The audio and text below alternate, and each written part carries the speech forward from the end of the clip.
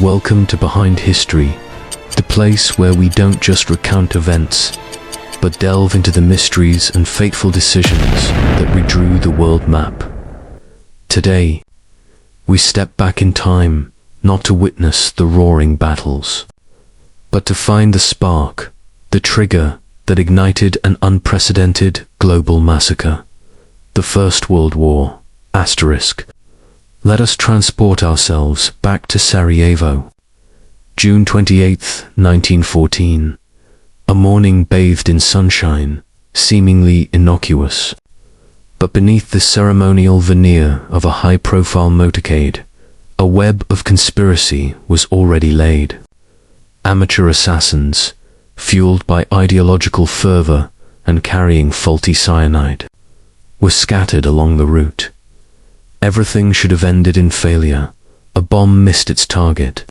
The culprit was captured in disgrace. Yet, it was precisely within that chaos and deadly error on the part of the security detail that fate decided to intervene. We will witness an incident of unbelievable irony.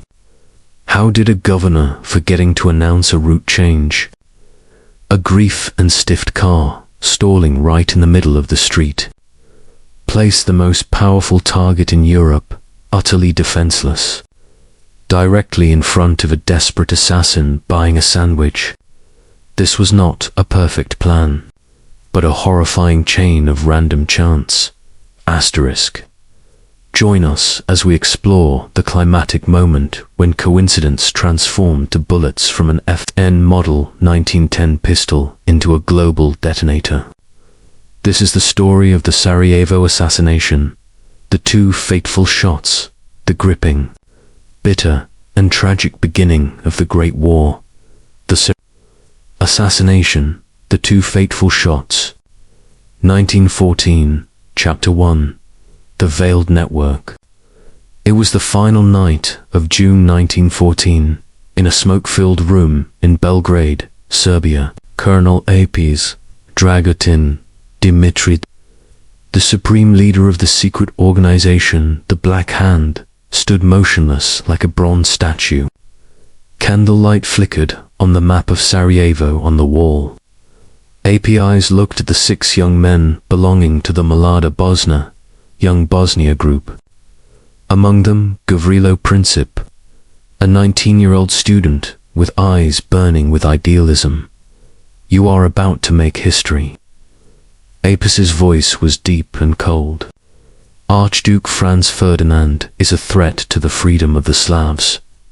He must die. Apis placed 6 bombs and 6 FN Model 1910 automatic pistols on the table. Alongside them were 6 small capsules. This is cyanide, he said, emphasizing each syllable. The mission is life and death. If you fail, swallow it. Honor or demise. There is no turning back. Princip swallowed hard.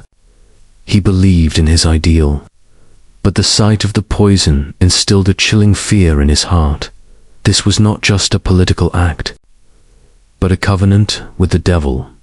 Chapter 2. The Fatal Mistakes. On the morning of June 28th, the air in Sarajevo was bright under the sun. It was a beautiful, almost ominous day. Archduke Franz Ferdinand and his wife, Duchess Sophie, sat in the blue grief and stiffed open-top car, ready for the motorcade. Ferdinand, the heir to the Austro-Hungarian throne, was a rigid but misunderstood man. He was planning to reform the empire into a triple monarchy, an idea that Serbian extremists considered the ultimate threat to their dream of Greater Serbia. The motorcade route had been widely published in the press. Governor Pochurecki, responsible for security, had ignored intelligence warnings. Only 6 police officers stood along the route, protecting the empire's most important target. It was a fatal mistake. The 6 assassins were scattered. Princip stood near the Latin bridge, his heart pounding. The grief and stiffed car approached. The first assassin, trembling, failed to pull out his gun. Fate began to mock them. The car continued. It reached the position of Nedeliko.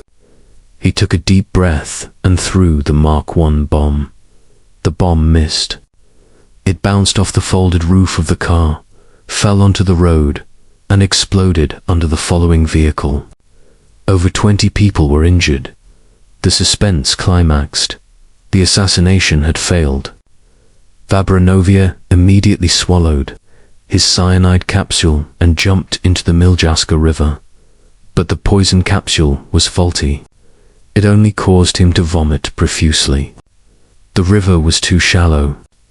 He was captured in utter disgrace. Princip, hearing the explosion and believing the assassination had ended in disaster, felt desperate. He retreated to a small café called Moritz Schiller's Delikatessen near the Latin Bridge to buy a sandwich, trying to compose himself before fulfilling the suicide pact. Chapter 3. The Corner of History. Franz Ferdinand, though shaken, was adamant about continuing the visit. He wanted to go to the hospital to see the wounded. Governor Potiorik got into the car, ordering the motorcade to change its route. Instead of continuing the parade down Appel Quay, they had to turn left to reach the hospital, but Potiorik forgot to inform the driver of the change. The Archduke's open-top car reverted to the original route on Appel Quay. Potiorik realized the mistake and shouted, "This is not the way to the hospital. Stop. Turn back." The driver hit the brakes. The car stopped, the engine stalling, right on a street corner, less than 2 meters from the door of Moritz Schiller's Delikatessen. Gavrilo Princip was mid-bite on his sandwich. He looked up through the window. It was an unbelievable moment of cruel irony. His target, the heir to one of the most powerful empires in Europe, was standing motionless right in front of his gun. Princip threw the sandwich away and dashed out of the café. He drew his FN Model 1910 pistol. No hesitation or trembling now. He fired 2 shots at close range. The first bullet hit Duchess Sophie in the abdomen. As she tried to shield her husband, the second bullet struck Archduke Franz Ferdinand in the jugular vein. Ferdinand slumped. He managed to whisper his last words to his wife, his voice trembling. "Sophie, Sophie, don't die. Live for our children." Sophie died first. Franz Ferdinand followed minutes later. Princip was tackled and beaten by the crowd before the police could arrest him.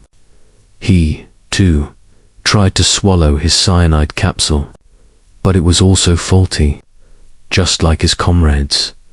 Epilogue. The shot heard round Europe. The deaths of Franz, Ferdinand and Duchess Sophie were not the cause, but the perfect pretext. It was the ultimate irony of fate. A world war erupted not because of a perfectly executed conspiracy, but because of a series of mistakes. A faulty cyanide capsule, a bomb that missed its target, a governor who forgot to notify a route change, a car that stalled right on the corner, an assassin who was buying a sandwich. Within weeks, Europe's complex alliance system was triggered. Austria-Hungary declared war on Serbia. Russia defended Serbia. Germany defended Austria-Hungary.